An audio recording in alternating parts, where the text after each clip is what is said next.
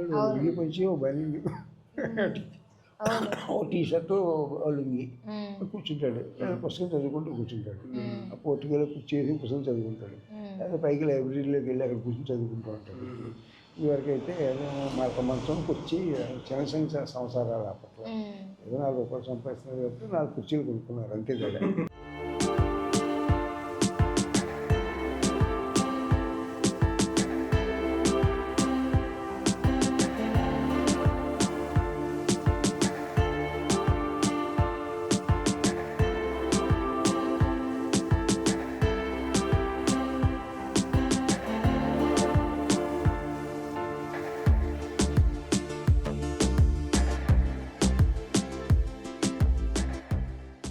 Hi అండి, నమస్తే. నేను మీ అవంతిక. సుహారి వైబ్స్కి స్వాగతం. ఇవాళ మనం ఎక్కడ ఉన్నాం తెలుసా?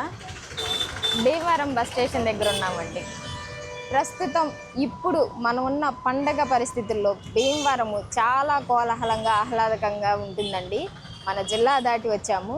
భీమవరంలో జరుగుతున్న ప్రకృతి అందాలతో పాటు ఈ చుట్టుపక్కల ఉన్న సెలబ్రిటీస్ని కూడా మనం కవర్ చేద్దాము. అందులో భాగంగా భీమవరం వ్యక్తి అయిన మన త్రివిక్రమ్ శ్రీనివాస్ గారు కూడా ఉన్నారండి. వాళ్ళ ఇంటికి వెళ్ళి ఆయన గురించి ఇంట్రెస్టింగ్ విషయాలు మనం అక్కడికి వెళ్ళి తెలుసుకుందాము. పదండి.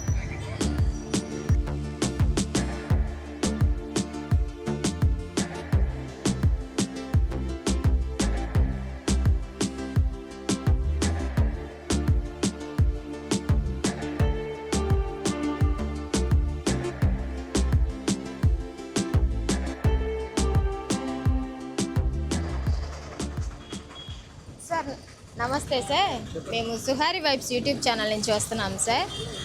త్రివిక్రమ్ శ్రీనివాస్ గారు డైరెక్టరు, వారిది ఈ ఊరేనా సార్? ఈ ఊరే భీమవరం. ఎక్కడ ఐడియా ఉందా సార్ అడ్రస్? ఇండి దగ్గర ఎండర్ మీద ఇక్కడ నుంచి ఎంత దూరం సార్? 7 కిలోమీటర్స్. 7 కిలోమీటర్. మీకు తెలుసా సార్? తెలుసమ్మ. డిఎన్ఆర్ గ్రౌండ్లో ఆయనతో పాటుగా మేము కూడా ఆడుకుని వాళ్ళం. అవునా? ఓకే. ఎలా సార్? అంటే మీ క్లాస్మేట్ కాదు, వాళ్ళ సీనియర్స్, మేము జూనియర్స్. ఓకే, చెప్పండి సార్ ఆయన గురించి, మీ ఊరు వ్యక్తి. చాలా మంచి ఆయన, వ్యక్తిగతంగా చాలా మంచి ఆయన. వస్తుంటారా సార్? వస్తూ ఉంటారు, పండగలకు వస్తూ ఉంటారు. మరి ఈ పండగకి ఇంకా రాలేదు, మరి వస్తారో రావో తెలియదు. ఇప్పుడు వెంకటేష్ సినిమా డైరెక్షన్ చేస్తున్నారు కదా, అది ఆ బిజీలో ఉండి ఉంటారు. Okay okay sir. ఇంకా సార్ అయితే ఎంతకాలం ఉన్నారు సార్ ఇక్కడ సార్? అంటే చదువు పరంగా చదువుకోవడం గురించి. చాలా క్రితమే హైదరాబాద్ వెళ్ళిపోయారండి. ఇక్కడ ఎంతవరకు చదువు? ఎంత చదివారు అన్నది మనకు ఐడియా లేదు. Okay sir. అయితే ఇక్కడ నుంచి 7 kilometres. 7 kilometres. Okay sir, thank you sir. విన్నారు కదా, త్రివిక్రమ్ శ్రీనివాస్ గారు ఇల్లు అయితే ఇక్కడ నుంచి ఒక 7 కిలోమీటర్స్ దూరంలో ఉందంట. మనం ఇప్పుడు వాళ్ళ ఇంటికి వెళ్ళి అక్కడ పరిస్థితి ఎలా ఉందో చూద్దాం. పదండి.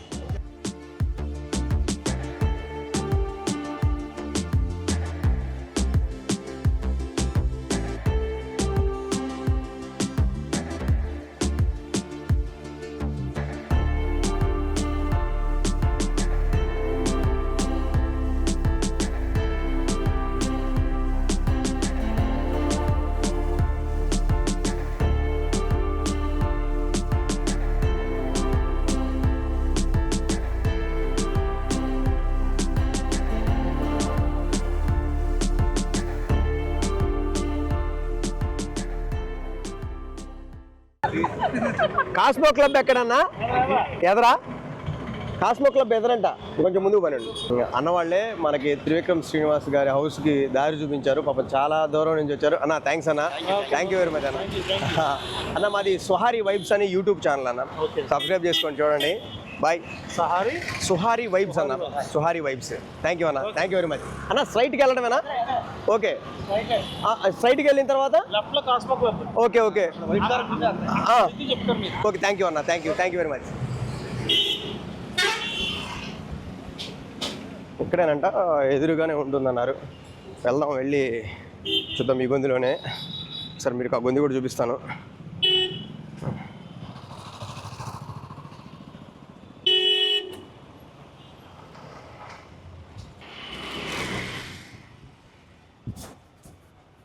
భీమవరంలోనే మన త్రివిక్రమ్ శ్రీనివాస్ గారు కూడా ఉండేది. మరి వారు ఇక్కడ ఉన్నారో లేరో తెలియదు. సో వారైతే పుట్టిన ఊరు, పెరిగిన ఇల్లు, అంత వాతావరణం అయితే ఇదే. మన ప్రస్తుతానికైతే వాళ్ళ దారిలోనే ఇక్కడ కాస్మో క్లబ్ అని ఉంటుందన్నారు. ఇక్కడే ఉంటుంది. ఆ దారిలోనే మనం వెళ్తూ ఉన్నాం. ఈ దారి గుండా త్రివిక్రమ్ శ్రీనివాస్ గారు కూడా ఎన్నోసార్లు నడిచి ఉంటారు కూడా. ఎందుకంటే ఇదే మెయిన్ రోడ్డు కాబట్టి చెప్పగలుగుతున్నాను. కొంతమంది చెప్పిన సమాచారం ఏంటంటే ఇక్కడ వాళ్ళ నాన్నగారు ఉంటున్నారని చెప్పారు. వాళ్ళ నాన్నగారు ఉంటే వాళ్ళ నాన్నగారితో కూడా ఒక 2 మాటలు మాట్లాడించుకుందాం. త్రివిక్రమ్ శ్రీనివాస్ గారి చిన్నతనం గురించి, త్రివిక్రమ్ శ్రీనివాస్ గారి గురించి వారి మాటల్లో విందాం. మనకి త్రివిక్రమ్ శ్రీనివాస్ గారి గురించి ప్రత్యేకంగా పరిచయం ఏం అవసరం లేదు. అంటే ఆయన మాటల మాంత్రికుడు అనే ఒక బిరుదు కూడా ఉంది. ఏ డైలాగ్ అయినా సరే ఆయన రాశారు, ఆయన పెన్లో నుంచి వచ్చింది అంటే అది చాలా బరువు ఉంటుంది. ఆ డైలాగ్ ఎంతో డెప్త్ తోటి ఒక డైలాగ్ ఉంటుంది. ఆయన రాసే ప్రతి ఒక్క డైలాగులో ఆయన సినిమా ప్రయాణం ఎలా జరిగిందో ఎవరైనా ఉంటే వాళ్ళని అందరినీ కూడా అడిగి తెలుసుకుందాం. సార్, ఇక్కడ త్రివిక్రమ్ శ్రీనివాస్ గారు హౌస్ ఉందంట కదా సార్? ఇక్కడ తెలీదండి, మా వాళ్ళని అడగాలి మరి. అదే ఈ కోస్మో ఏదో క్లబ్ ఉందండి సార్ ఇక్కడ? క్లబ్ అయితే thank you sir, thank you. ఇక్కడ ఎదరని చెప్పారు, అది ఒకసారి. త్రివిక్రమ్ శ్రీనివాస్ గారి గురించి తెలుసుకునే విషయాల్లో భాగంగా వాళ్ళ ఇంటికి అయితే వెళ్ళబోతున్నామండి. ప్రస్తుతం అయితే ఈ దగ్గరలోనే వాళ్ళ ఇల్లు ఉందని చెప్పారు, కాస్మో క్లబ్. అక్కడ చూడండి, దానికి దగ్గరలో అన్నారు. మనం వెళ్ళి ఇక్కడి నుంచి ఇంకొంచెం దూరం ప్రయాణం చేసి వాళ్ళ ఇంటికి అయితే చేరుకుందాం, పదండి. త్రివిక్రమ్ శ్రీనివాస్ గారి ఇల్లు ఎక్కడ అని తెలుసా సార్? డైరెక్టర్ మొత్తానికి మనం మాటల మాంత్రికుడు త్రివిక్రమ్ శ్రీనివాస్ గారి ఇంటికి అయితే చేరుకున్నామండి. ఇప్పుడు వాళ్ళ ఇంటి ముందు నిల్చొని ఉన్నాం. ఇక్కడి నుంచి లోపలికి వెళ్ళి వాళ్ళు ఎవరన్నా ఉన్నారేమో చూసి వాళ్ళతోటి సార్ గురించి ఇంట్రెస్టింగ్ విషయాలు తెలుసుకుందాం, పదండి.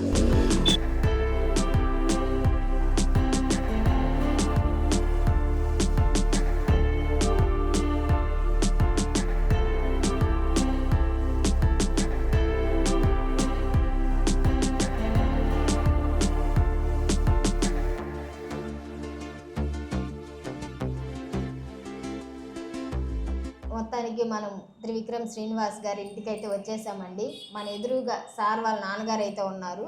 సార్తో మాట్లాడి శ్రీనివాస్ సార్ గురించి ఇంకా ఎన్నో ఇంట్రెస్టింగ్ విషయాలు అయితే తెలుసుకుందాము. సార్ నమస్తే సార్, మేము సుహారి వైబ్స్ యూట్యూబ్ ఛానల్ నుంచి వస్తున్నాం సార్.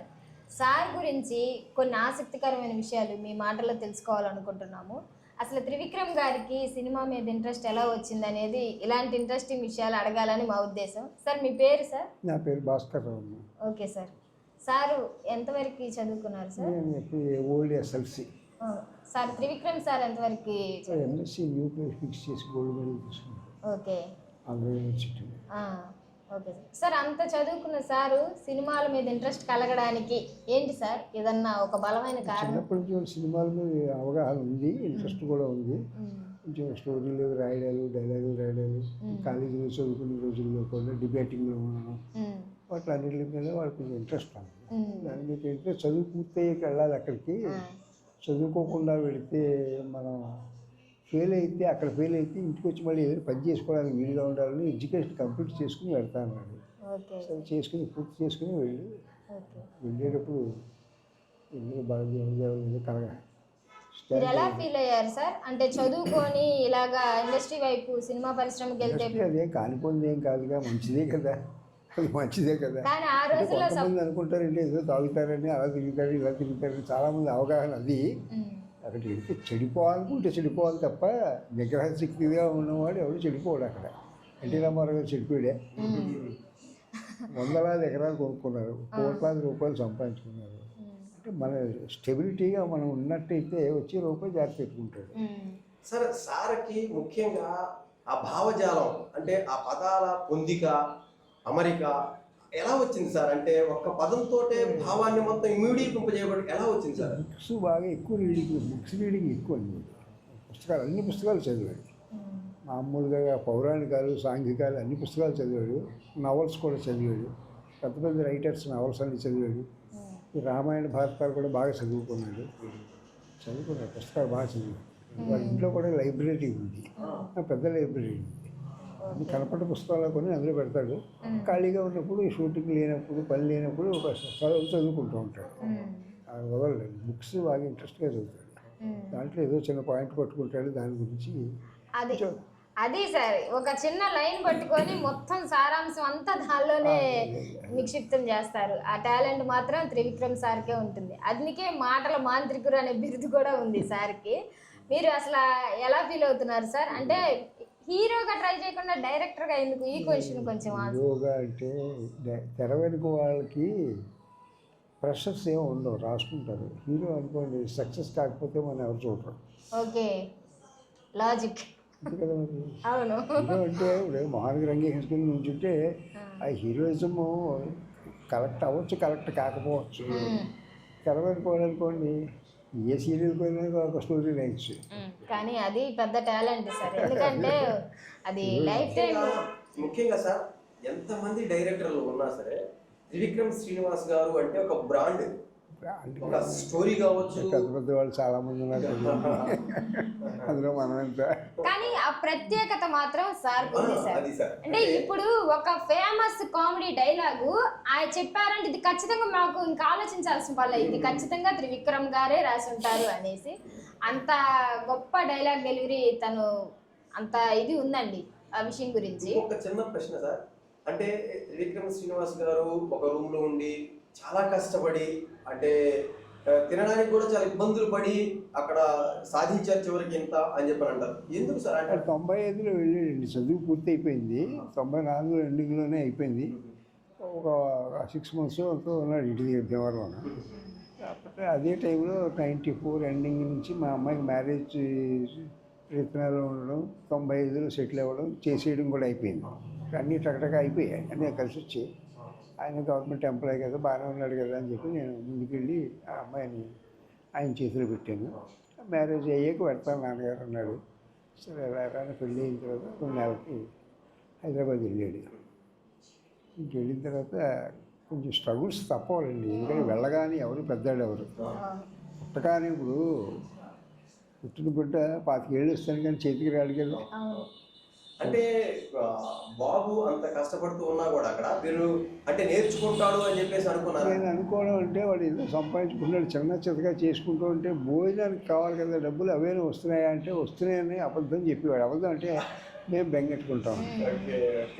అందుకోసం ఏదో తింటున్నానండి, పర్వాలేదండి, అంతగా బాగా ఎక్కువ ఇన్కమ్ ఏమీ లేదు కానీ ఫీడింగ్కి ఇబ్బంది లేకుండా ఏదో గెటాన్ అవుతున్నాం అని చెప్పి అనేవాడు. అంతే, గొప్పగా ఏం చెప్పేవాడు కాదు. అంత నేను కూడా ఊహించింది ఏంటంటే వెళ్ళగానే ఎవడు పెద్దాడు, ఎవడు దెబ్బలు తినే ఉంటాడు. అంటే దెబ్బలు తింటే ఆకలి దెబ్బలు, ఆకలి దెబ్బలు తినే ఉంటాడు. మీరేం చేసేవారు సార్? మెడికల్ డిస్ట్రిబ్యూటర్ దగ్గర సేల్స్మెన్గా పనిచేస్తాను. ఈస్ట్ వెస్ట్ కృష్ణ ఖమ్మం దాకా తిరిగివ్వండి. తిరిగి ఆర్డర్స్ బుక్ చేసుకోవడం, వాళ్ళకి ఇవ్వడం, క్యాష్ కలెక్ట్ చేసి వాళ్ళకి ఇవ్వడం. ఎంతమంది సార్ సార్ వాళ్ళు? అంటే మీ మా పిల్లలు 4, మా 3 అబ్బాయిలు, 1 అమ్మాయి నాకు. అందరూ బాగానే చదువుకున్నారు, పర్వాలేదు. వాడు ఎంఎస్సీ చేశాడు, ఆఖరి వాళ్ళు ఎంకామ్ చేశాడు, ఆ అమ్మాయి ఎంఏ చేసింది. మంచి చదువుల కుటుంబం సార్. చదువుకి ఈ రోజుల్లో చదువు లేకపోతే సామెత ఉంది కదా, విద్య లేని వాడికి ఎంత పశువు అని. ఏదో చదువుకోవాలి కదా. కనీసం ట్యూషన్ చెప్పిన 10 మంది పిల్లలకి పాఠమైనా చెప్పుకోవాలంటే గదిలో 10 మంది పిల్లలు పెట్టుకుని ఇక్కడ ఏ 10th క్లాస్ వాళ్ళను 10 మంది కూర్చుని ఇక్కడ కూర్చుని వాళ్ళకి పాఠం చెప్తే అందులో తల 1500 తల 2000 ఇస్తారు. ముందు పస్తుల కలగడ భోజనం వస్తుంది కదా. చదువు వెరీ ఇంపార్టెంట్. నాకైనా, మీకైనా, ఆవిడకైనా. మీరే పొద్దున మీకు పుట్టబోయే సంతానానికైనా సరే మీరు మాని వాళ్ళని చదివించాలి. నా లెక్క అయితే అది దాని మీద నాకు అది కోరిక కూడా ఉంది. ఎందుకంటే మేము పెద్ద చదువులు చదువుకోలేదు. మా నాన్నగారిది మాది వ్యవసాయ కుటుంబం. బాగా ల్యాండ్ లార్డ్సే, వాళ్ళు బాగా భూములు ఉన్నాయి, ఉన్నా కానీ అవి సంవత్సరంగా కరిగిపోతుంది. విద్య కరిగిపోతుంది. ఎక్కడికి ఇప్పుడు ఈ నిమిషంలో ఇక్కడ కూర్చుని 10 మంది పిల్లలకి 10th క్లాస్ ట్యూషన్ చెప్పబడిన అక్కడ గోడ మీద బోర్డు ఎట్టండి ధన్మంటూ వస్తారు. వాళ్ళ ఎడ్యుకేషన్ అంత వాల్యూ ఉంది. చాలామంది గమనించారు దాన్ని. లక్షల ఫీజు కట్టి కార్పొరేట్ కాన్వెంట్లో, కార్పొరేట్ కాలేజెస్లో ఎందుకు చేరుస్తున్నారు? డబ్బు ఎక్కువైపోయి కాదు. చదువుకుని వాడు ఏదో బయటికి వెళ్ళి ₹1 సంపాదించుకుంటాడు అని తండ్రికి తల్లికి ఆశ ఉంటుంది. ఎవరికైనా అంతే, చెయ్యాలి తప్ప. అంటే మనం అంత స్థాయిలో చదివించలేకపోయినా కనీసం ఎలిమెంటరీ స్కూల్లో చదివించి గవర్నమెంట్ కాలేజీలో చదివించుకోవాలి కదా. చదువు చాలా ముఖ్యం. చదువు అనేది కార్పొరేట్ కాన్వెంట్లోనూ కార్పొరేట్ కాలేజీలో చదివినందుకు మాత్రమే వచ్చేస్తుందని మీరు అనుకుంటున్నారేమో, అది రాదు. అది గొప్ప అనమాట. నేను 2 లక్షలు కట్టాను, 3 లక్షలు కట్టాను ఫీజు, అది కాదు. నేను 6,000 రూపాయలతో ఎంఎస్సీ న్యూక్లియర్ ఫిక్స్ చేసి గోల్డ్ మెడల్ ఇంటికి వచ్చాడు వాడు. 6,000 సంవత్సరానికి 3,000 నేను కట్టాను. వాడు అక్కడ చదువుకుంటుంటే వాళ్ళు స్టైఫండ్ ఇచ్చేవాడు. స్టైఫండ్ డబ్బులు కూడా వాడు ఏం తీసుకోకుండా కాలేజీలోనే విడిచిపెట్టేసేవాడు. త్రివిక్రమ్ సారేనా? వాడు భోజనాలకి వాటికి పోను. సంవత్సరం అయ్యాక నేను ఒక 4,000 3,000 కట్టవలసి వచ్చేది. ఏటికి కట్టేసేవాడిని. అంటే టిఫిన్ భోజనం వాళ్ళే పెడతారు కదా, మెస్ వాళ్ళు కాలేజీలో పెడతారు, యూనివర్సిటీలో. భోజనం లాస్ట్ సెకండ్ ఇయర్ కూడా కంప్లీట్ అయిన తర్వాత వాళ్ళు బిల్స్ అన్నీ కట్టేసి న్యూ డ్యూ సర్టిఫికేట్ తీసుకుంటే కానీ మనకు పాస్ అయ్యే సర్టిఫికేట్ ఇవ్వరు. అది కంప్లీట్ చేసుకుని ఒకరు తీసుకొచ్చేస్తాను. సరే, చదువు నుండి బయటకు వచ్చిన తర్వాత సార్ ఏమన్నా జాబ్ ఏమన్నా చేశారా? ట్యూషన్స్ చెప్పేవాడండి. ఇంటర్ వాళ్ళకి, డిగ్రీ వాళ్ళకి, పీజీ వాళ్ళకి కూడా చెప్పేవాడు. ఏ సబ్జెక్ట్ చెప్పేవాళ్ళు sir? English, physics, mathematics, chemistry 4 సబ్జెక్టులు చెప్పేవాళ్ళు. చాలా టఫ్ సబ్జెక్ట్లే తీసుకున్నారు. 4 వాడు అట్లలోనే గోల్ రీచ్ అయ్యేది. ఆ 4 కూడా అప్పుడే ఇప్పుడు కూడా వాళ్ళ పిల్లలు కూడా అవే చెబుతూ ఉంటాడు. ట్యూషన్ చెప్పుకునేవాడు. పాకెట్ మనీ కింద ఉంటుంది. నాన్నగారికి చిన్న జీతం కదా, ఆయన ఇబ్బంది పెట్టడం. 500 వచ్చినా 300 వచ్చినా ఏదో సినిమాలకి షికార్లకి పనికి వస్తాయి కదా, నన్ను అడగకుండా గట్రా అయ్యేవాడు. సినిమాలకు అలా వెళ్ళేవారా? కాలేజీకి వెళ్ళకుండా? ఎక్కువ సినిమాలు. కాలేజీకి మానేసి కాదు, కాలేజీకి వెళ్ళినా సినిమాలు ఎక్కువ చూసేవాడు. ఫస్ట్ సెకండ్ థర్డ్ షో కూడా చూసేవాడు. చదువు ప్రయారిటీ ఇచ్చేవారు. సార్, మీ కుటుంబంలో సినిమా రంగంలో ఎవరైనా ఉన్నారా? ఎవరు లేరు, అసలు ఎవరు. నా దాకా ఎవరు లేరు. వాడే ఫస్ట్ అండ్ లాస్ట్ ఇప్పటివరకు వాడే ఫస్ట్ లాస్ట్ కూడా. ఇంకా మీ మనవళ్ళు మనవరాళ్ళు వాళ్ళు మనవరాళ్ళు నాకు 8 మంది మనవలు. ఒక 9 ముని మనవరాలు.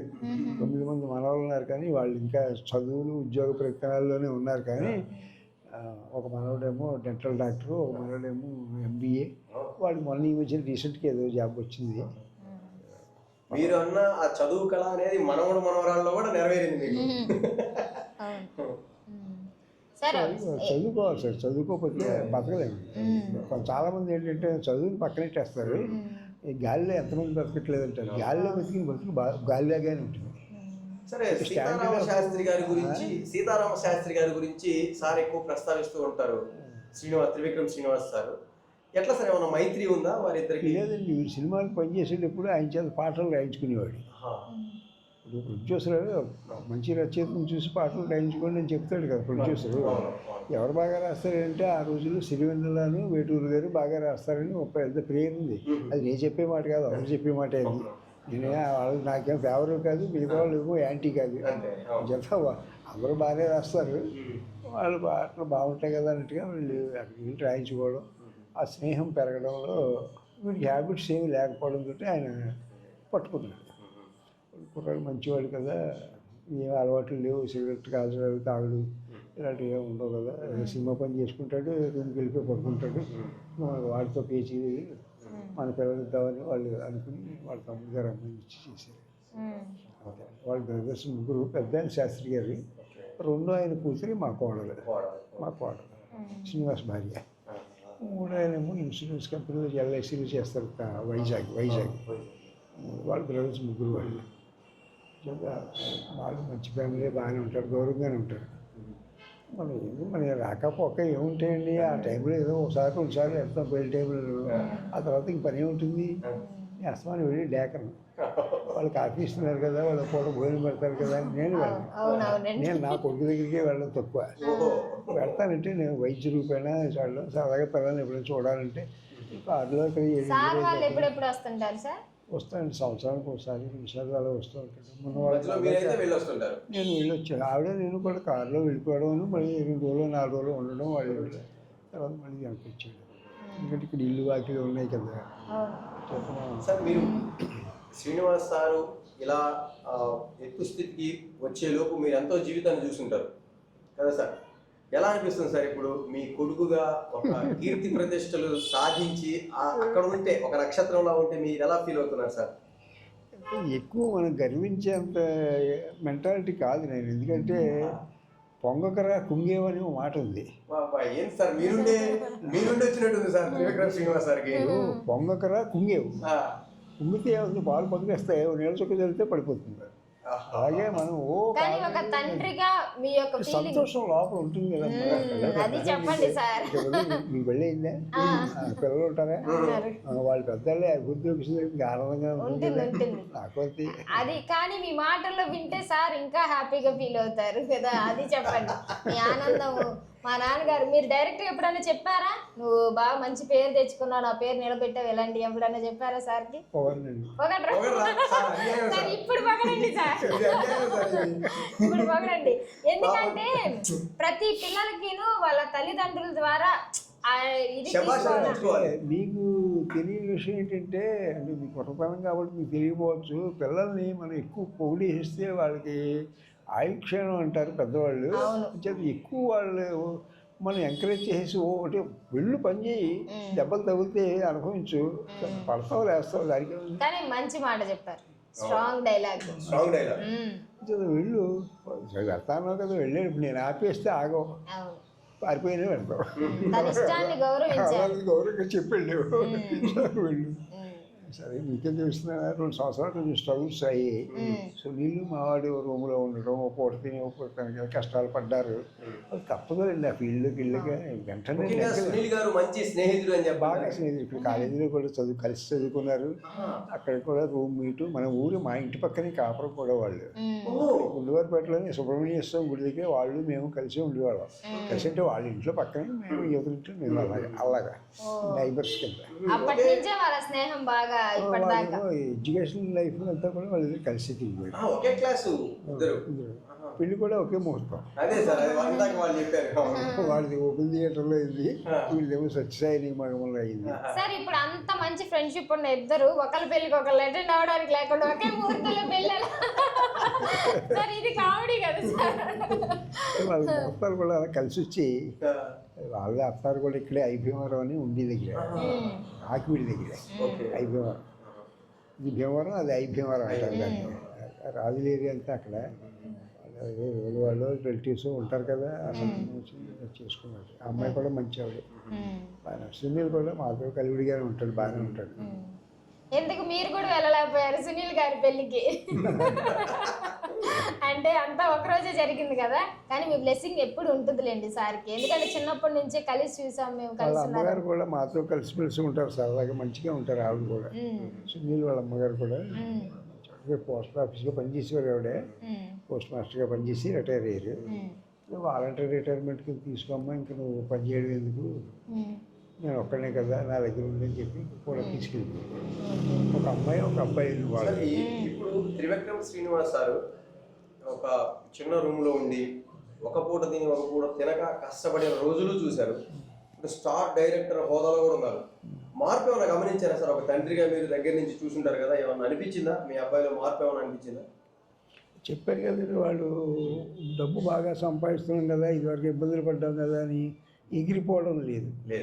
అది మొట్టమొదటి నేనే చెప్పాను, నువ్వు పరిగెత్తకో, గొప్పతనానికి వెళ్ళబోయకు, నువ్వు కామ్గా ఉండు, తలంచుకు పని చేయి. 30 రోజులు పనిచేస్తే మీరు జీతం ఎందుకు ఇవ్వరు నాకు? ఇప్పుడు నేను 30 రోజులు నీకు మీ దగ్గర కష్టపడి నేను పనిచేసినప్పుడు నాకు జీతం ఇస్తారు, 150 తక్కువ ఎక్కువ అని మనం అనుకున్న ప్రకారం. అలాగే ఏంటంటే ఒక పని అప్పచెప్పారంటే, ఒక ప్రొడ్యూసర్ నీకు సినిమా చేయమని అప్పచెప్పినప్పుడు దాన్ని బాగా హ్యాండిల్ చేసి సక్సెస్ఫుల్గా చేస్తే ఆయనకి 4 రూపాయలు మిగులుతాయి, నీకు పేరు వస్తే నీకు ఇంకో సినిమా ఛాన్స్ నీకు వస్తుంది. ఆయన ఇంకో 2 సినిమాలు తీయడానికి ఆయన దగ్గర 4 రూపాయలు మిగులుతాయి, నువ్వు ఇంకో సినిమా తీయడానికి కేకేస్తాడు, ఆయన కూడా ఎవరో ఒకరు కేకేస్తాడు. ఇక్కడ వెళితే మనకి సక్సెస్ చేస్తాడు, హిట్ ఇస్తాడు, మన డబ్బులు మనకు వస్తాయి, పర్వాలేదు, పెట్టుబడి లాస్ ఉండదు అనేటువంటి నిర్మాతకు భరోసా ఉండాలి కదా. ఆ భరోసా ఉన్నవాడిని ఎవరిని ఎన్నుకుంటాడు? మంచి డైరెక్టర్ని ఎన్నుకుంటాడు. సహజం అది. వాళ్ళు ఎన్నో కష్టాలు కూడా ఎక్కడి నుంచో డబ్బులు తెచ్చిపెట్టుకుని పెడతారు, వాళ్ళు కోట్లలో పెడతారు. మరి మనం జాగ్రత్తగా చేయాలి కదా, అది బాధ్యతగా చేయాలి. ఆ బాధ్యతగా చేసినప్పుడు వాళ్ళు లాభించాలి, వాళ్ళకు కూడాను. మనకు మంచి పేరు వస్తే మనం మళ్ళీ మీరు ఒక సినిమా తీస్తారు కదా, ఆ డైరెక్టర్ని పెట్టి ఆ రైటర్ని పెట్టి కలిసి కనీసం ఆ డైరెక్టర్ కాకపోయినా ఆ రైటర్గా నువ్వు చేసి పెట్టవా అని అంటారు కదా. మాకు అదే మాకు ఆ ఛాన్స్ ఉంది, ఈ ఛాన్స్ ఉంది. సార్ రైటరు ఒక డైరెక్టర్. చివరిగా సార్ ఒక ప్రశ్న, ఒక స్టార్ డైరెక్టర్ తండ్రిగా మీరు అలా రోడ్డు మీదకి వెళ్ళినప్పుడు, అంటే త్రివిక్రమ్ శ్రీనివాస్ అంటే తెలియని వాళ్ళు ఉండరు వాస్తవానికి, ఎందుకంటే ఇండియా కాదు పాన్ ఇండియా ఏమంటారు పాన్ వరల్డ్ అంటారు కదా సార్, అలా ప్రతి ఒక్కరికి తెలుసు. వాళ్ళ నాన్నగారిగా మీరు పొందుతున్న గౌరవం, మీరు తిరుగుతూ ఉంటే మీ చుట్టూ అందుతున్న మర్యాద ఎలా ఫీల్ అవుతున్నారు, అసలు ఎలా ఉంటుంది సార్ మీరు బయటకు వెళ్తే? నేను ఎవరితో పీచీలు గీచీలు వెళ్ళండి, చాలా కామ్గా తలుచుకుని నడుచుకుంటూ వచ్చేసాను. చూసారు కదా అక్కడ దాకా ఎవడు మాకు మా రైటరు మా డ్రైవర్ వాళ్ళ బావగారు అతను, సార్ నేను మిమ్మల్ని ఇంటి దగ్గర దింపుతానండి అంటే ఆ గేట్ దగ్గర దింపారో చాలు అని ఆ గేట్ దగ్గర నుంచి ఆ గేట్ దగ్గర నుంచి ఈ గేట్ దగ్గర నడుచుకుంటూ వచ్చాను. చూస్తున్నారు కదా మీరు, నన్ను అక్కడ దిగాను. చెప్పా అందరితో నేను ఇష్టంగానే ఉంటాను. నాకు అక్కడ ఉద్యోగులు ఎవరు లేరు, నేను పీచి మనిషికి ఉన్నాను. తీర్థాల్లోకి వెళ్ళాలి, వాటిలో వీటిలో తిరగడాలు, రాసుకోవడాలు, పూసుకోవడాలు, అసలు చాలా నిడారంబరంగా ఉంటారు సార్. ఎందుకంటే గొప్పలకి వెళ్ళి పడిపోవడం. ఓకే సార్, మనిషి జీవితం 100 సంవత్సరాలు. మొదటి రోజు ఏ భోజనం అయితే చేసినా చచ్చిపోయేదాకా అదే భోజనం చెయ్యాలి, అంతే కదండి. అలాగే ఒకప్పుడు బాగా ఉంటే ఏంటంటే వెండి కంచంలో తిని, స్టీల్ కంచంలో తినేవాడు వెండి కంచంలో తింటాడు, అంతే తేడా. అన్నం అదే, మీరు తినే అన్నం నేను తినే అన్నం రెండు ఒకటి, మార్పు ఉంది. సార్ ఇప్పుడు చివరిగా ఒకటి, మీరు ఇప్పుడున్న ప్రజెంట్ జనరేషన్ వాళ్ళకి సార్ అంటే పాపం చాలా కష్టపడి వచ్చారు, కాకపోతే ఫ్యామిలీ సపోర్ట్ అయితే చదువుకుంటారు బాబు, బాగుండాలి, బీచ్కి వెళ్ళకండి. పెద్ద పెద్ద వాళ్ళు అందరూ కూడా ఆక్షేపిస్తారు మనల్ని. దూరంగా ఉన్నాం అనుకో, పలానా వాడు మంచివాడు ఉంటాడు, ఎవరైనా కేకేసి పిల్లలు ఇస్తాడు, నువ్వు 10 రూపాయలు తెచ్చుకుంటూ అంటే పిల్లలు ఇస్తాడు, గాలిలో తిరిగి పని అవుతాడమ్మా. రూపాయి డబ్బులు సంపాదించుకోవాలి దమ్మున్న కెపాసిటీ ఉన్నవాడికే పిల్లలు ఇస్తాను. నేను 4 ఉద్యోగం చేసేవాళ్ళని ఇచ్చాను నేను, లేకపోతే నేను ఎందుకు ఇస్తాను? అంతే కదమ్మా. అంచేత కష్టపడి చదువుకోండి, ఫస్ట్ చదువుకే ఇంపార్టెన్స్ ఇవ్వండి అని చెప్తారు. చదువుకోండి, చదువుకున్న తర్వాత రూపాయి తెచ్చుకోకపోతే పిల్లలకి అన్నం ఎలా పెడతాడు? అప్పుడు పని చేసిన వాడు చీప్ అయిపోతాడు సార్, చీప్ అయిపోతాడు. మీరు నిక్కచ్చిగా, ఇప్పుడు మీకు ఒకటే చిన్న ఉదాహరణ, దొంగతనం చేసి లంచం పుచ్చుకొని కంచిపట్టు చీర కొనుక్కొచ్చి ఆవిడ చేతిలో పెట్టారనుకోండి, ఆవిడ ఏమో ఆనందించదు. ఎందుకంటే నీ సంపాదన ఏంటో ఆవిడ తెలుసు. అంటే మీరేంటి కాదు సుమా, మిమ్మల్ని ఎదురు పోల్చుకోవాలి, మాట వరుసకి చెప్పాను. 10,000 అంటే కంచిపట్టు చీర కొనుక్కొచ్చి ఆవిడ చేతులు బెల్లం చేతులు పెట్టాడు అనుకోండి, ఒక ఎక్స్ అనే ఆసామి సంబరపడదు. ఎందుకంటే నీ జీతం 2,000 అయితే 10,000 చీర కొనుక్కొచ్చి నెలపొడుగు నాకు ఏం పెడతామని ప్రశ్న ఇస్తుంది ఫస్ట్ క్వశ్చన్. వాడు సమాధానం లేదు వాడి దగ్గర నుంచి, అంటే వాడు తప్పు చేసి పట్టుకొచ్చాడు. అదే నిజాయితీగా 2,000 రూపాయలు ఉద్యోగం చేసేవాడు 250, 300 ఒక పాలిస్టర్ చీర కొనుక్కొచ్చి ఇచ్చాడు అనుకోండి, ఆవిడ చాలా ఆనందపడిపోతుంది, చాలా ఆనందపడిపోతుంది. సంక్రాంతి పండుగ ఆ చీరలో కలిపడిపోతుంది ఆవిడకి. ఆ 300 రూపాయల పాలిస్టర్ చీరలోనే ఆవిడ సంక్రాంతి పండుగ ఇవాళ రేపు కూడా కనపడిపోతుంది. 2 రోజులు ఆనందపడిపోయి పక్కవాడిని కేసు వదిలే మా ఆయన చీర కొన్నారు ఇదే చూపిస్తుంది పాపం ఆవిడ అమాయకంగా. అంటే సంబరం అనమాట. నిజాయితీగా సంపాదించాడు, 300 ఖరీదు కాదు అక్కడ, 30,000 రూపాయల సంబరపడుతుంది ఆవిడ. లంచం పట్టుకొచ్చి 10,000 పెట్టుకొని ఇస్తే నువ్వు హ్యాపీ ఫీల్ అవుతావమ్మా? నేను మనస్ఫూర్తిగా చెప్పాను. లేదు సార్, అవ్వదు అది. ఏదైనా ప్రేమతో అది ఖరీదు పెట్టలేదు. ఫస్ట్ సంపాదనలో 40 రూపాయలు అంటే మా ఆవిడకి చేరుకున్నాను నేను 1962లో. నా మొట్టమొదటి జీతం తీసుకుని 150 రూపాయల జీతంలో 40 రూపాయలు ఇట్టి దానికి చేరుకున్నాను. 40, 50 చేరుకుంది. అప్పుడు అలాగే 30, 40 ఆ రోజులు అవే ఎక్కువ సార్. నేను చెప్పేది 65 సంవత్సరాల క్రితం. మా మ్యారేజ్, మా ప్రయాణం కూడా 65 సంవత్సరాల ప్రయాణం అయింది. మా మ్యారేజ్ లైఫ్ అనుభవిస్తూ కొనసాగిస్తున్నాను ఇప్పటిదాకా. ఏంటంటే పెద్ద వయసు వచ్చింది ఆవిడకి 81, నాకు 85 వస్తుంది. ప్రయాణం కొనసాగింది ఇప్పటివరకు కూడా బాగా. ఇబ్బంది లేదు, చిన్న చిన్న కోపతాపాలు తప్పదు. అది ఫ్యామిలీలో చిన్న విషయం. ఆరోగ్యంగా ఉండడమే భగవంతుల దయ. తర్వాత ఏంటంటే వాళ్ళని మనం హింస పెట్టేసి కోసేసి నేను వండమనేది వండలేదు, పెట్టమనేది పెట్టలేదు, టార్చర్ పెట్టేసి మగవాళ్ళు చాలామంది ఉన్నారు. ఐఏఎస్ వచ్చేసి నాకు అది కావాలి ఇది కావాలి, అది తెస్తే కదా మనం ఉండేది, వాడికి ఇస్తే కదా మనం ఉండేది, అక్కడ భార్య ఉండేది, అంతే కదా. పుట్టి ఆడపిల్లలు సంపాదించుకుంటున్నారు కాబట్టి పర్వాలేదు. ఇవరకు అందరూ ఆగాలి ఇంట్లో ఉండేవారుగా, బాధ్యత గల హౌస్ వైఫ్గానే ఉండేవారు. అవును. మరి యజమాని పావలా పట్టుకొచ్చినా దాంతో అడ్జస్ట్ అయ్యి ఆడాలి. మా ఆవిడ కూడా పాపం పెద్దగా చదువుకోలేదు, 9th క్లాస్ ఏదో చదువుకుంది, నేను ఎస్ఎల్సీ చదివాను కదా. గొప్ప తేడా ఏమీ లేదు మా ఇద్దరికి. కానీ మీ ఇద్దరు అలా అడ్జస్ట్ అయిపోయాం. చిన్న సంపాదన, చిన్న జీతం, చిన్న బతుకు, అందులోనే జీతాలు, అందులో పిల్లలకి ఫీజులు కట్టడం, అందులో చదివించుకోవడం, అందులో బట్టలు, అందులో పండగ, అందులో సంక్రాంతి, అందులో దసరా, అందులో దీపావళి. మిడిల్ క్లాస్ లైఫ్ కనిపిస్తుంది సార్ ఇప్పుడు మీరు చెప్పింది. వెనక్కి వెళ్ళడం మొత్తం బతకాలమ్మా. అవును, నిజమే సార్. గొప్పలకి వెళ్ళి ఉన్నదానిలో సర్దుకోవడం. నువ్వు గొప్పలకి వెళ్ళిపోయి అద్దె బట్టలు వేసుకుని ఆడంబరాలకు వెళ్తే పక్కవాడికి తెలియదే. అవును. నిన్నటిదాకా చిరిగిపోయిన ఓణీలంగా వేసుకునేది వాళ్ళ ఒక కచ్చిపడి చీర కట్టిందని పక్కవాడు అనుకోదా? అవునండి. అవును సార్. మనం ఫాల్స్ ప్రెస్టేజ్ మెయింటైన్ చేయకూడదు, తప్పదు.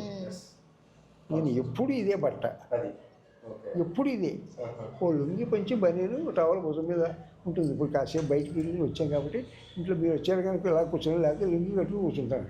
పేపర్ చదువుకుంటే ఇక్కడే కూర్చుంటాను, ఆ కుర్చీ వేసుకుంటాను. సింప్లిసిటీ ఇది సార్కి మీ దగ్గర నుంచి వచ్చింది, అర్థమవుతుంది. సార్ కూడా చాలా సింపుల్ గా ఉంటారు. మీ మాటల ధోరణి కనబడుతుంది సార్లో కూడా సేమ్. అంటే వాడు అలాగే ఉంటాడు, లుంగి పంచి ఓ బనీను, ఓ టీ షర్టు, లుంగి కూర్చుంటాడు. పుస్తకం చదువుకుంటూ కూర్చుంటాడు. ఆ పోర్టుగల్ కూర్చేసి పుస్తకం చదువుకుంటాడు. లేదా పైకి లైబ్రరీలోకి వెళ్ళి అక్కడ కూర్చొని చదువుకుంటూ ఉంటాడు. ఇదివరకు అయితే మరొక మంచం కుర్చీ, చిన్న సంవత్సరాలు అప్పట్లో ఏదో 4 రూపాయలు సంపాదిస్తున్నారు కాబట్టి 4 కుర్చీలు కొనుక్కున్నారు, అంతే కదా. ఒక చిన్న డౌట్ సార్, సార్కి సినిమాల మీద ఆసక్తి అనేది ప్రభావం చూపించడానికి ఏమన్నా ఒక విషయం ఉందా, లేదా చిన్నప్పటి నుంచి? వాడికి సినిమాలు చూడాలని సరదాగా ఎక్కువ సినిమాలు చూడడం, నా చేతి తిట్లు తినడం. వాళ్ళు అయితే చిన్నప్పుడు పిల్లలు పాడు. అవునవును, అవును సార్, అది ఉండాలి. మీరు మీ పిల్లాడు ఎక్కడికో వెళ్ళిపోతాడు, అవునవును, సాయంకాలం 6:30 ఇంటికి రావాలి. రాకపోతే మీకు కంగారు వచ్చేస్తుంది. అంటే సార్ అప్పుడు బ్యాటరీలు ఇంటికి వేసుకుని మీరు మీ ఆయన కలిసి తెలుగు వీధిలోకి వెళ్ళాలి వాడిని వెతుక్కోవడానికి. ఆ పరిస్థితికి వచ్చేస్తుంది కదా, భయం కదమ్మా. ఇది కడుపు తీపి అనిపిస్తుంది. మనం అలాగా తీపిగానే పెంచాలి వాళ్ళని. అందుకని కొట్టడం మాంతాం, తిట్టడం మాంతాం. అలా కొట్టడం వాడి మీద కోపం, కన్నబెట్ట మీద కోపం ఎందుకు ఉంటుంది? ఏదో భయం కోసం వాళ్ళు అప్పకే వేస్తాం. నాన్న కొడతాడు, అమ్మ తిరుగుతుంది, లేకపోతే అన్నం పెట్టదు, సరిగ్గా రాకపోతే నీకు ఏదో అన్నం పెట్టదు అని మనం బెదిరించినట్టుగా ఉండాలి తప్ప అన్నం ఎందుకు పెట్టదు. మీరు మానేసరి వాడికి పెడతారు. తల్లి ప్రేమ, తండ్రి ప్రేమ కూడా ఉంది.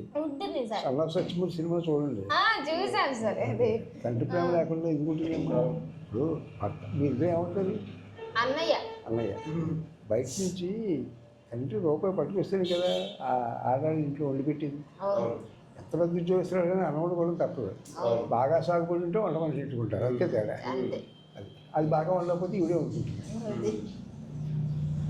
ఇంట్లో కలెక్టర్ కానీ ఇంట్లో నాకు కలెక్టర్ కాదు కదా అంటాడుగా మొగుడి. అవును సార్. సార్ చాలా విలువైన మాటలు చెప్పారు సార్. సార్ గురించి చాలా ఇంట్రెస్టింగ్ విషయాలు చెప్పారు. మొత్తానికి సింప్లిసిటీ, మీరు ఒక బ్రాండ్ లాగా కనిపిస్తున్నారు నాకైతే. ఇప్పుడు ప్రజెంట్ ఉన్న జనరేషన్కి కూడా చదువే ఇంపార్టెంట్ అని మీ మాటలు తెలియజేశారు. చదువుకోవాలి, మీ పిల్లలు ఏంటి, మా పిల్లలు ఏంటి, మా మనవాళ్ళు ఏంటి, చదువుకోవాలి. ఎందుకంటే చదువు లేని మారలేడండి, బతకలేడండి. మీకు ఏ ఉద్యోగం దొరకకపోతే ట్యూషన్ చెప్పు 10 మంది పిల్లలకి ఏకేసి ట్యూషన్ చెప్పుకోవద్దు అని ఓ బోర్డు పెట్టి కూర్చుంటే ఆ నోట ఫ్రెండ్స్ తోటి మీతోటి చెప్తే ఆయన సీనియర్ వాళ్ళ నాన్నగారు ట్యూషన్ బాగా చెప్తారట, వీళ్ళు అక్కడికి వెళ్ళి లెక్కలు నేర్చుకోవచ్చు కదా, నీకు లెక్కలు కూరు కదా, ఇంగ్లీష్ కూరు కదా, వీళ్ళు చెప్పించుకోవచ్చు కదా అంటారుగా. మీరు 10 మంది పోగొడతారు, 10 మంది 10 వందలు ఇస్తారు కదా. చదువుతో అన్న గౌరవం ఇంకా వెయిట్లో రాదు, పట్టుకుపోరు ఎవరు. బంగారం పట్టుకుపోతారు, డబ్బు పట్టుకుపోతారు, మోసం చేస్తారు, దగా చేస్తారు. డబ్బులు విజయం ఎవరెట్టుకు వెళ్తాడమ్మా. పైగా మనం కూడా ఇచ్చుకోగలిగిన వాడికి మనం ఫీజు తీసుకుని చెప్పుకునేవాళ్ళం. నేను మావాడు కూడా ఇవ్వలేని వాడికి ఫ్రీగానే చెప్పేవాడు, డిమాండ్ ఏమి లేదు. అది కూడా మీకు చెప్పదలుచుకున్నాను. వాళ్ళ దగ్గర 20-25 మంది కుర్రాళ్ళు, స్టూడెంట్స్, ఫ్రెండ్స్ 10-15 మంది వచ్చేవారు. చెప్పి అందులో 2-3 ఇచ్చేవారు కాదంటే పాపం వాళ్ళు పోయినటువంటి విమర్శ కాదు, మేము అలాగే వచ్చాం అని చెప్పి వాళ్ళ సంగతి మనకు తెలుసు. ఫీజు తేగరా నాన్ననేమో బాధపెట్టి పట్టుకొచ్చిస్తే నేనేం బాగుపడిపోతాను. అంతే కదమ్మా. థ్యాంక్ యూ సార్, చాలా మంచి మాటలు చెప్పారు. చాలా చూశారు కదా త్రివిక్రమ్ సార్ గురించి ఎంత గొప్పగా మాట్లాడారో. వాళ్ళ నాన్నగారు మాటల్లో ఎన్నో ఇంట్రెస్టింగ్ విషయాలు తెలిసాయండి. అలాగే వాళ్ళ నాన్నగారు యొక్క భావాలే సార్కి వచ్చాయి. నా వరకు అయితే అదే అబ్జర్వ్ చేశాను నేను. నువ్వు చెప్పన్నా సార్ గురించి? అయితే మనం త్రివిక్రమ్ శ్రీనివాస్ గారు అని అడిగితే వెంటనే టకటక అడ్రస్ అయితే చెప్పేస్తున్నారండి అందరూ. చాలా ఈజీగా అయితే చేరుకోగలిగాం. బట్ కొంత ట్రాఫిక్ వల్ల కొంత ఇబ్బందులు పడ్డా కూడా ఈజీగా చేరుకోగలిగాం. తర్వాత వాళ్ళ నాన్నగారు బయటికి వెళ్ళినందువల్ల కొంతసేపు వెయిట్ చేసాం. తర్వాత ఆయన రావడం, మమ్మల్ని మళ్ళీ లోపలికి తీసుకొని పోవడం, చాలా అంటే చాలా మంచిగా ఆయన నిజంగా మంచినీళ్ళు తాగుతారా అయ్యా అని చెప్పని అన్నారు. టిఫిన్ చేశారని అడిగారు. ఇన్ని విధాలుగా వారు మర్యాదపూర్వకంగా చాలా చాలా చాలా హ్యాపీ అనిపించింది. అంత పెద్ద వ్యక్తి మనల్ని అడగడం, మంచినీళ్ళు తాగుతారని అడగడం, కానీ చాలా హ్యాపీ అనిపించింది. చాలా మంచి వీడియో కంటే ముందు మేము మంచి అనుభూతి పొందాం. అంటే త్రివిక్రమ్ శ్రీనివాస్ గారి తండ్రి గారితో మాట్లాడి ఆయనతో మంచినీళ్ళు తాగుతారని కూడా అడిగిన తర్వాత కూడా చాలా హ్యాపీ అనిపించింది. చాలా మంచి వీడియో అండి. ఆయన అనుభవాలు చాలా పంచుకున్నారు. చాలా హ్యాపీ అనిపించింది. ముఖ్యంగా చదువే ప్రధానం, చదువుంటే చాలు, అదే ఇంపార్టెన్స్ ఇస్తుంది మన జీవితానికి అని చెప్పేసి అని చాలా చాలా చాలా మంచి విషయాలు చెప్పారు. ఇదండి వీడియో. అవునండి, మెయిన్ విషయం ఏంటంటే చదువు ఒక్కటే మనకి ఇంపార్టెంట్ కాదు అని ప్రస్తుతం అనుకుంటారు, ఏ పనైనా చేయొచ్చు అని. కానీ సార్ ఏం చెప్తున్నారంటే చదువు వల్లే మనకు ఒక గౌరవం ఏర్పాటు అవుతుంది అని చాలా బాగా వివరించారు. ఆయన మాటలు విన్నాకైతే నాకు చదువు మీద గౌరవం ఇంకా పెరిగిపోయింది. ఇలాంటి మంచి వ్యక్తులు మన చుట్టూ ఉండాలి. మనకి చదువు గురించి ఇంకా మంచి విషయాలు తెలియజేయాలి.